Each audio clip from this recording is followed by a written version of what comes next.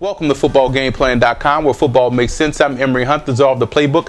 Bring you a Week 4 NFL matchup between the Seattle Seahawks and the St. Louis Rams. Now, Seattle comes to this game looking outstanding in the passing aspect of their offense, but they really need one of the running backs to step up and take the reins, whether it be Justin Forsett, whether it be Julius Jones. Somebody has to step up, or even Leon Washington. But Forsett can't have this up and down game because he's a starter.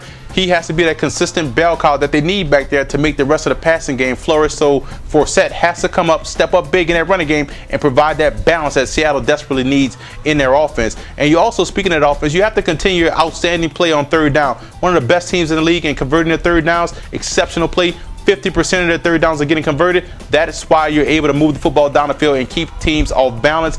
Stay ahead of the chains. Do that again this week, and you will have yourself a lot of success, especially on the road. Now, defensively, what you have to do, that secondary has to improve. That's the weak spot of that defense. You can't give up big plays down the field. You look at the last 2 minutes of the game against the Chargers, you effectively let these guys move the football down the field and get in position to win the game. So that secondary has to improve.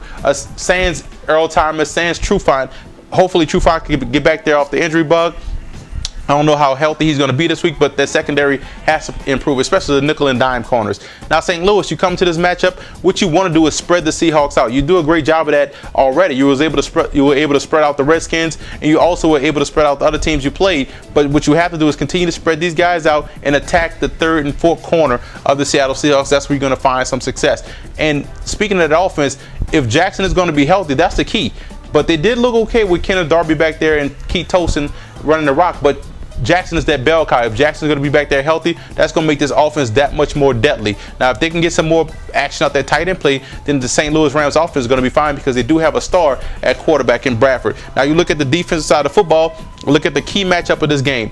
The Rams secondary versus the wide receivers of the Seahawks. The Seahawks have some talented wideouts, Golden Tate. They also have Mike Williams back there making plays, Deion Butler. So they have some talented wideouts. Also tight end play in John Carlson. So it's up to that Rams secondary to hold their own against the Seahawks because Matt Hasselbeck has experience in playing in this dome, playing against this Rams team. So he knows how to slice and dice his secondary. Your secondary has to step up and make plays this week in order to have some success. I'm going with the Seattle Seahawks this week. This team is a funny team to watch because you don't know what Seahawks team you're going to get week in, week out. They play outstanding at home, but they play iffy on the road. But coming against a team like the Rams are going to give you all they got. They have a solid defense. That's one thing I like about the Rams this year. If Steven Jackson was back there healthy 100%, I would easily pick the Rams. But the Seahawks coming off another big win, they're starting to gain momentum. I think the Seahawks will find a way to win on the road for the first time this year. For more NFL previews, visit footballgameplan.com/NFL, or you can visit our YouTube channel at youtube.com/footballgameplan.